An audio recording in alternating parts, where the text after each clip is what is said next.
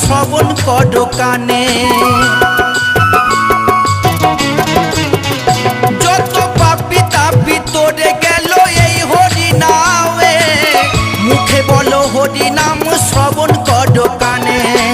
হরি নামে আছে সুধা,